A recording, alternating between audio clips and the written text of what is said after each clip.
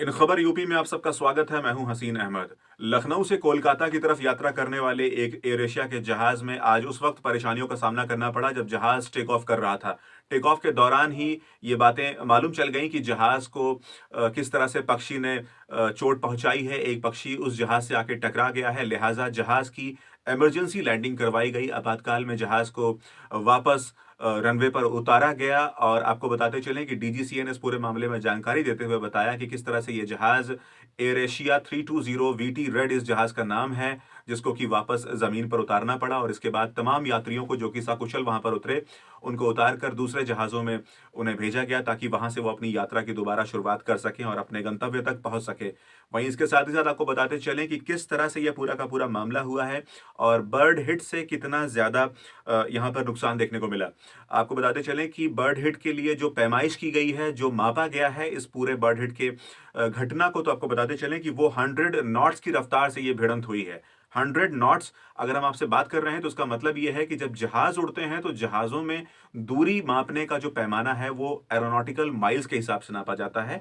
वहीं जब हम ज़मीन को मापते हैं, अपनी दूरियों को मापते हैं, तो वो हम किलोमीटर के हिसाब से मापते हैं। तो अगर 100 नॉटिकल माइल्स की रफ्तार से कोई जहाज का अगर भिड़ंत हुआ है किसी पक्षी से, तो अगर हम उसे किलोमीटर में अगर हम उसको तब्दील करना चाहें तो वो बनता है 185.2 किलोमीटर पर आवर की रफ्तार।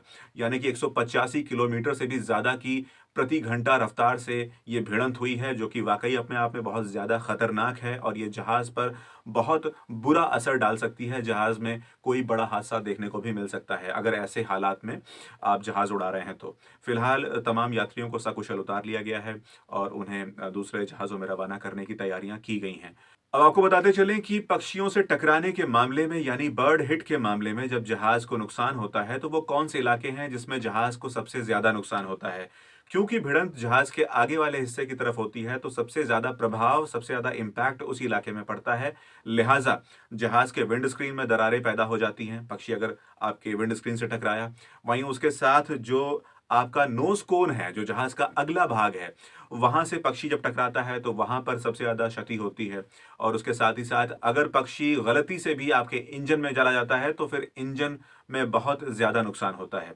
ऐसे नुकसानों से बचने के लिए डीजीसीए और एयरपोर्ट अथॉरिटी ऑफ इंडिया, वो कौन से काम है, वो कौन से तरीके हैं जिनके जरिए जहाज को पक्षियों से टकराने से बचाया जाता है। तो सबसे पहले हमारे पास ऐसे मशीन्स होते हैं, ऐसे स्पीकर्स होते हैं जिसपे आर्टिफिशियल फैल्कॉन यानी बाजों के जो शिकारी बाज होते हैं उनकी आवाज़ों को स्पीकर्स के ऊपर इतनी अधिक मात्रा में बजाया जाता है कि आसपास के छोटे-मोटे जो पक्षी हैं उनको ये आभास होने लगे कि इस इलाके में कोई बड़ा पक्षी रहता है जो कि हमारे लिए खतरा है, लिहाजा वो इस इलाके को छोड़ के चले जाते हैं।